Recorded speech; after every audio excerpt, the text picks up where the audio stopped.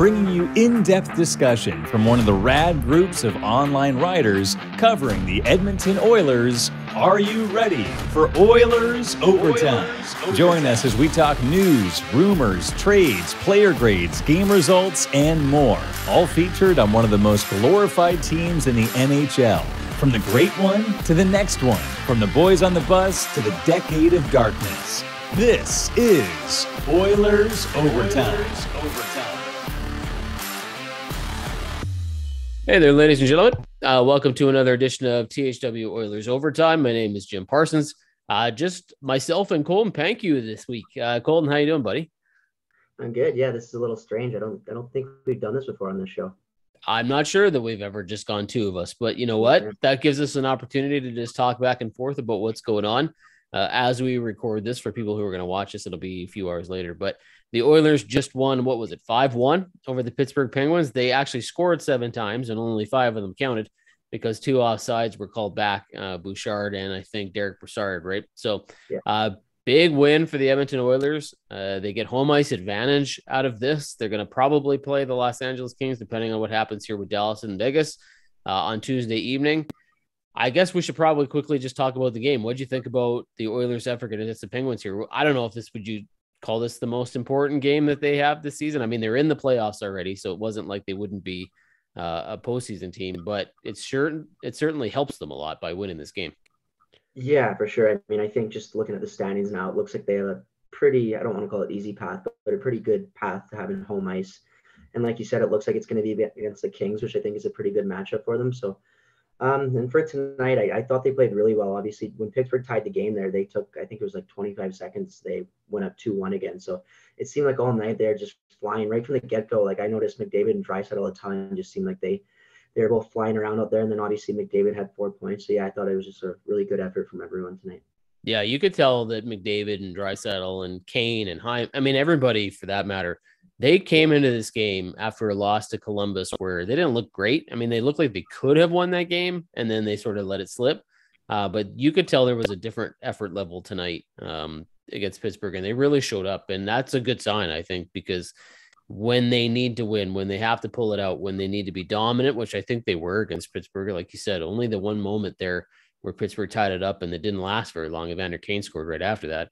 The McDavid 4-point night, that puts him, 122 with Jonathan Huberdeau at 115. I mean, are we talking, he's got 2 games left, San Jose and Vancouver, right? These are games where McDavid could score again. Is he going to be a shoo-in for the Art Ross? Do you think that he's going to win this thing, or is it possible Huberdeau could catch him?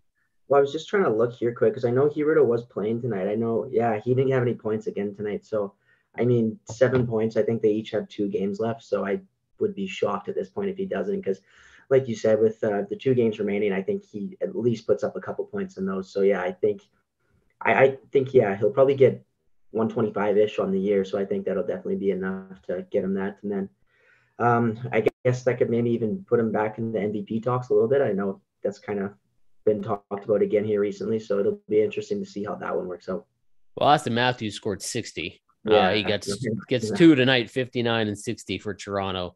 Do you think when it's he's at about 106 points, 122 for McDavid, let's say it ends up that there's a 16-point difference between the two. I'm just throwing a number out there. Do you think the 60 is enough to give Auston Matthews the edge in terms of the Hart Trophy? Or do you think the voters are going to look at this and go, yeah, well, I mean, McDavid had 44 goals, 125 points maybe by the time it's all done. Do you think McDavid should get more consideration here based on the overall season that he's having? I do. Will he? I don't know. Just you see all like the media hype around Matthews and what he's doing. And I mean, rightfully so, but obviously there's a bit of a maybe Toronto bias in certain areas. And I think that'll definitely help Matthews out as well. But I was even kind of unsure a few weeks ago if McDavid would be a candidate. And I think at this point, he's definitely the number 2 guy. And then you could chew in. There's a bunch of other guys who could be in there. Like Gaudreau's having a great season. There's tons of guys. But I mean, I don't know. Do you think he has any chance at it? I think he's got a chance at it. I think it doesn't help though that Matthews got 60. That 60 is a big number, right? Like it's huge. And McDavid's won it 3 times already. I think this would be 4 in 5 years or something like that if he does. So I'm assuming it doesn't play into it, but I think that definitely does kind of have like a thing in it as well.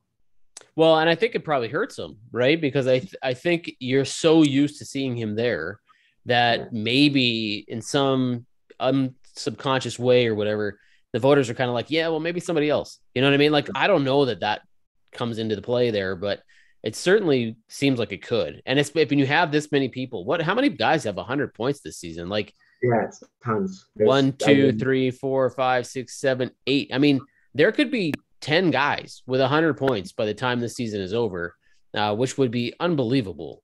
And so that gives you at least 3 or 4 people that you can have in that conversation. So I think this may be the year where voters just go, you know what? He's been fantastic. I think McDavid's got it in him, though. Like, he's got 2 teams he can really light up against. It wouldn't shock me if he puts up 6, 7, 8 points. Like, and if that happens, then I think you got to go, okay, come on. Like, how do you ignore what he did? But yeah, I don't know. That number 60, that's a huge number for Auston Matthews. It is. So. Yeah, I mean, I'd seen like the first, I think Stamkos was the last to do it. They're saying in 2011-12. So I think that definitely kind of puts him as the front runner just because it's such a rare feat. Speaking of big numbers, what about Evander Kane? I mean, what's he got? 22 goals now? Yeah. In 41 games, something like that. Like, did you expect this? Like, we knew that when he came, he could probably be productive, put on that top 6 in the top line in the top 6 there. But did you expect this? Like, he just keeps going. There was a small little window there where he didn't score for a little bit, but he's right back to it again. So he started real strong. He had a little bit of a lull there. Even then he was productive, but now he's right back in it again. So 22 goals already. I mean, what are you making of this? Yeah, I mean, I'd say as far as if we count it as a deadline pickup, it's by far the biggest one of any team in the league. I thought that I knew he'd be good. I didn't realize he was this good of a player. And obviously playing on a line with McDavid helps, but I think he makes McDavid better too. He kind of opens up more ice. He shoots from anywhere, and he's just like a good physical player, good on the forecheck. And yeah, he's helped them out in a huge way. And I know we've talked about whether or not they'll be able to re-sign him if they can make it work, but if they do and you keep those 2 together, like McDavid could really have as big of a season as he's having this year. It could be even better next year. Well, and you got to think McDavid sits down with Ken Holland. And I know Ken Holland will say, well, I got to make the final decision here, but you have to know he's consulting McDavid, and McDavid's going to make it very obvious that he wants Kane to be part of this. Now, if Evander Kane comes out and says, okay, well, look what I did. I want $7 million. I don't know how the Oilers are going to do that. Like, it just doesn't make any sense. Not only are you sacrificing, potentially someone like Puljujarvi and Yamamoto's played fantastic too. But I don't know how you can justify giving something 4 years, 5 years at that kind of money. It's the San Jose contract all over again, right? So $5 million, maybe you can make that work. I don't know, but he's earned it. Like, he's absolutely come in. And like you said, he's been fantastic, not just on, power play points or 5-on-5, but he's killed penalties. He's been physical. He's been, in your face, willing to battle, bringing guys into the battle with him. I mean, there was that one game where he took on almost everybody by himself. He had no problem, getting in there. And I know who was it that made the comment that nobody was there to help him out, which just wasn't true. But Brian Hartman. Yeah. But I mean, that wasn't accurate at all. They were there. It just wasn't in that picture. Yeah. But Kane's been that guy. He's just been willing to go there all the time. And the 22 goals is going to make things very interesting because I don't know how you get him for anything cheaper than $5 million. I just can't see it. I was going to say, I think 5's the cheapest, but at the same time, I don't think personally I would go a lot higher than 5, depending on the term too. But I mean, if you get him at 3 years, maybe a little bit higher. But I mean, we kind of talked about it a few shows ago. Like, I think he's 30 now. And some of those guys that kind of play that physical style do tend to have a bit of a drop off too. And then there's just the other issues, obviously, that have kind of popped up with other teams. And so it is a bit of a risk, but I think if it's 5 or lower, I'd do it. No problem. Yeah. The only hope that we can have at this point is that San Jose somehow gets dinged by the arbitrator and says, here's your money, half your money from your contract before, right? Because then maybe Evander Kane's going, well, I don't necessarily need to sign a home run contract. I'm getting paid half my money from San Jose still, right? Like, you can only hope that happens if you're an Oilers fan, because that might make things just a little bit simpler in that regard. What about Mike Smith? Here's a guy we knew Kane would be good. We didn't know maybe this good. I don't think anybody saw what Mike Smith is doing since April. I mean, he had a 1.75 goals against average in April going down. He's only 1 goal tonight again. So that's going to bring the average down even more. What's he win, like 9 games in a row or something like that? Like, did you have any idea that he was going to be able to pull this out when we saw what he was doing earlier in the season?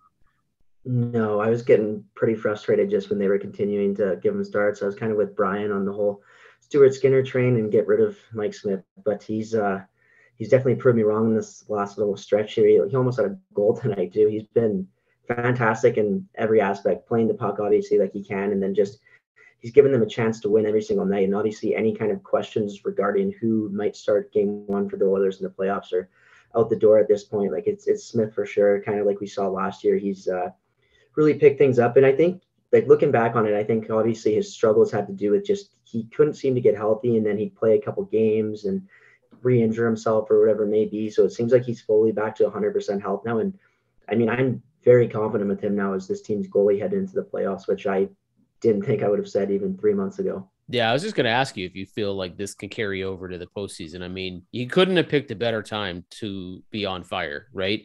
But one series is a series, and if he has a couple bad games, I mean, the good news here, I suppose, is that Mikko Koskinen, even though he lost against Columbus the other night, has played well enough that you're not at all worried about the fact that he's your backup, right? Like you said, Brian's big on Stuart Skinner. We've all been very big on Stuart Skinner, but he's not even in the conversation anymore, right? Like he's not a guy that we've even brought up for the past few weeks because Smith has been so good and Koskinen has been pretty decent in a backup role, which is just kind of how it's played out now.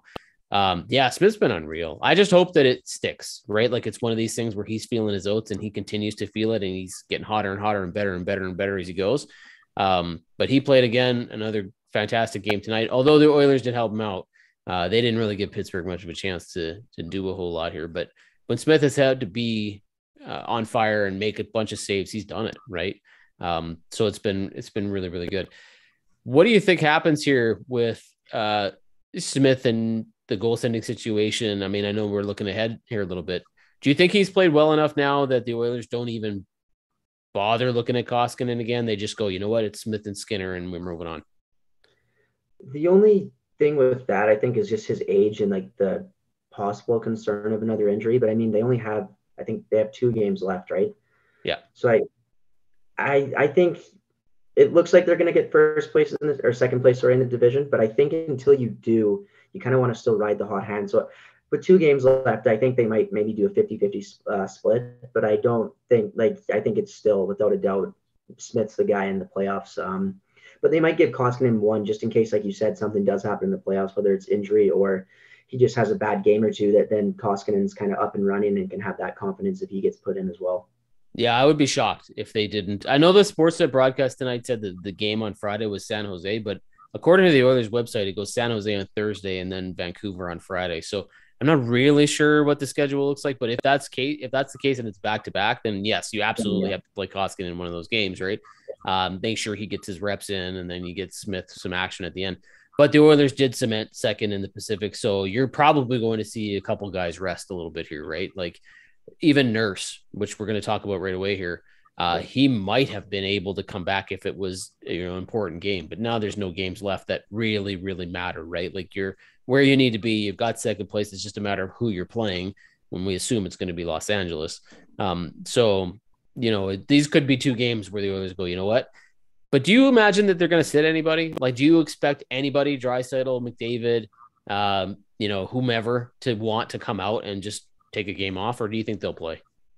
Yeah, definitely not want to. I think this is kind of like last season where we were trying to figure out how many points McDavid would get and whether or not they'd get rested in the final few, and they didn't. And I think they probably had a say in that. I think as a fan, you're kind of maybe almost in a sense hoping they do just in case anything were to happen. But I think these guys are all so competitive that they just want to stay out there and give their team a chance to win every single night. So resting them, I don't think would be a bad idea. And with Nurse, unless you've seen, I don't know exactly what this injury is. I've heard that he's supposed to be ready for game 1, but I don't think there's any sense rushing him back at all. So for sure, leave him out until the playoffs start. Yeah, from what I understand, lower body injuries, all they're saying. Elliot Friedman reported that it was nothing serious, that he could be back before the playoffs start, but they expect him back for game 1. Then Woodcroft was like, well, we'll see. I've heard other reports that he should be back for game 1 of the playoffs, but it's not 100%. It's not a given. So the mixed reports suggest, and Woodcroft's like, it's nothing major. So they're probably just playing it cautious, just keeping him out. I don't know what the story is with Puljujarvi. He didn't play again tonight. They say he's just not feeling well, I guess. It's non-COVID related. Non-COVID illness is what I had seen too. Yeah. So hopefully he gets a chance to play a couple of those games and get back in. But they're playing pretty well. So I don't know who you rest, who you pull out, what you do. Certainly there's a couple guys. Maybe I should ask this. Is there anybody in the lineup right now, whether they're out or in, that you would kind of make sure is like, yeah, they're probably not in the equation moving forward here? Well, I've seen Devin Shore was playing tonight, and he definitely, I don't think, has been a favorite of Woodcroft. Like I know Tippett really seemed to like him and like played him often, like didn't really sit him out of any games. And with Woodcroft, he really hasn't played much at all. So I'd be kind of surprised if he's in game one, just of how often he's been like out of the lineup. But aside from that, there's not really anyone that's coming to mind. I don't know. Am I missing someone? Josh Archibald to me. Right. He's, especially if you've got home ice advantage now, right? Like that was the big thing, is that he was not going to be useful to you for half of the playoffs, because especially if you're playing like it may be Edmonton Calgary, if that happens to be the matchup in round 2 or something, then yeah, Archibald could drive to Calgary and back and forth and stuff, and he could play. But I don't think they've needed him. They haven't had a reason to put him in. I don't expect that they'll put him in for these final 2 home games unless they're resting somebody, but I can't imagine he'll be in the playoffs. And I don't know why you would. Why would you reward a guy? I'm not making an opinion here either way, but why would you reward a guy by giving him 2 home games in the playoffs, pulling him off the road, then having somebody sit and then take his place when you're on the road? Doesn't make any sense to me. It's not the best impression either. I don't think on some other guys that would maybe be getting sat out of the lineup that are playing these games on the road or whatever. I can't see him really suiting up either. Yeah. And otherwise, on defense, it's probably everybody's in except for the guys that have been up and down, Broberg, Niemelainen, those guys. Slater Kuku, I have no idea what his story is. He went down to the AHL and then just sort of disappeared for a bit. So, and he hasn't been back from what I understand. So I don't really know what his status is and if he's going to be available to the Oilers. It doesn't sound like he will be.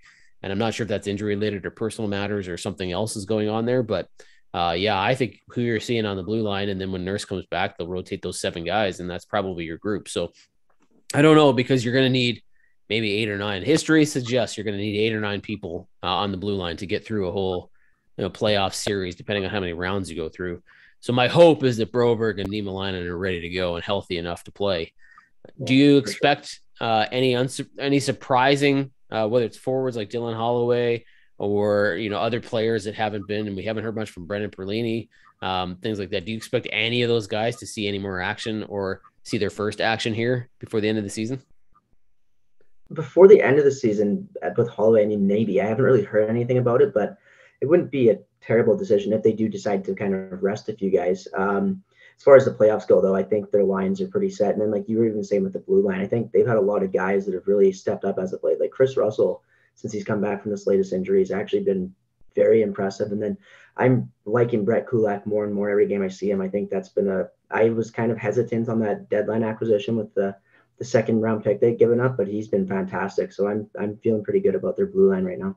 Yeah. I mean, if there's one thing, I suppose they're not terribly physical, but, and we'll see how that plays out, especially against a big team like the Los Angeles Kings. We'll see if that makes a difference, but yeah, Kulak's been good. Russell's been good. I mean, talk about a guy being physical. Maybe the smallest guy in their blue line is hitting the hardest, right? And I think Duncan Keith got second place tonight for 2,000 blocks in his NHL career, right? Like he's been really good too. So it's Russell first and Keith second, I think, in active NHL players for block shots, which is, who's kind of crazy, right? He's been really, really good. Why don't we do a +1, -1? I didn't have it on our agenda, but it shouldn't be too hard to pull this one together. So do you have a +1 or -1 or both for this week? It's been 2 weeks since we didn't do a show last week. Yeah. I think I'll just go with the +1. And I think we already talked about him, but I'll give it to Mike Smith just because I know myself and tons of other people, all you have to do is just scan social media. We're really writing him off earlier this season that people were frustrated and just wanted Holland to, add a goalie, but if not, call up Skinner. And credit to him for kind of having just the mental strength to not really, or just tune all that out. And he's been fantastic. So I'll give him the +1. I'm going to do a +1, -1, but it's for the same player. And the -1 is really me just being a nitpicker. But Evan Bouchard, to me, has definitely earned some solid appreciation. I was just looking at the stuff tonight. He had 6 shots on goal, I think at least 8 or 9 attempts. That guy was shooting from everywhere, and he got a goal, scored a second one, which was counted back on one of the offsides. So he could have had 2 goals tonight, but he has just been shooting like crazy, and I love it. The only reason I'm going to say that it's a minus is because he hit every single performance bonus that he could hit on the season, which means it's going to count against the Oilers cap for next year. So that's kind of a bummer. I suppose with the $1 million increase that the NHL is giving teams, it's going to cover his bonus, but still, you kind of wish that you didn't have to deal with that next year because the Oilers are so tight against the cap. But man, I'm not patting myself on the back or anything, but I remember early on in the season, I think Evan Bouchard, I said he could have 50 points if he played in the power play. I don't know what he's got now, 42, 43. I was going to say he's got to be close. Yeah, I think he's been unreal. Yeah. He's had hiccups and warts in his game every once in a while. And there's been times that he has made mistakes. The energy might not always be there when he's back checking. The urgency might not be there. He's coughed at the puck a couple times. Otherwise, he's been everything you could have possibly imagined. And he's made Tyson Barrie very, very expendable. I don't know how the Oilers bring Tyson Barrie back next season, just simply because they need to move money. Bouchard is now a reliable guy. He's going to be part of your long-term. So +1 for sure for Evan Bouchard. And the only reason there's even a minus attached to this is because he hit those performance bonuses. But he's having a fantastic season. There could have been a lot of guys tonight. What about Cassian, eh? Did you see the play where he gave up the empty net goal, passed it off, and then the offside calls it back for Derek Bouchard? Then he winds up getting the puck back anyway and scores again. Yeah, no, I see that. It looked like he even kind of had a chuckle as he was going to the bench too. So, yeah, I mean, that's good for him. Obviously, we've kind of been on him on this a bit lately, so maybe that'll even get him going too as they get closer to the playoffs here. It's karma, right? Like you give it up. You could have scored your first goal in 29 games. You decide to pass it instead, comes back, and then you get your goal ultimately anyway. So, good for Zach Cassian, a secondary +1 on his game. All right, well, just the two of us means the show is going to be a little bit shorter this week, but we'll call it right there unless you have any other things you want to add that we might have forgotten about when it comes to the game or the season. I think next week maybe what we'll do is we'll kind of run down just the performances of each of the players prior to the playoffs here and just set ourselves up for round 1 and things like that and what we're expecting here, because I don't know what the score for the Dallas and Vegas game is. I'll tell you, though, I'm rooting for Dallas. What's that? Right. I said 1-1 last time I looked. Yeah, well, go Dallas, right? Like, I absolutely would hope just the way that the Vegas has put their team. It's talk about karma with Zach Cassian, right? Vegas Golden Knights karma would be if they did not make the playoffs this season. That would be something else. All right, man. Colton, I appreciate it. For everybody else that's been watching, this has been another edition of THW Oilers Overtime. For Jim Parsons and the Hockey Writers, thank you for tuning in. Don't forget to like and subscribe to the YouTube channel. Check it out. And the Hockey Writers podcast. Check it out. Some new hosts, some new action, lots of stuff going on there too. And you can subscribe to that too on your favorite podcast platforms. All right. Talk to you next week, buddy.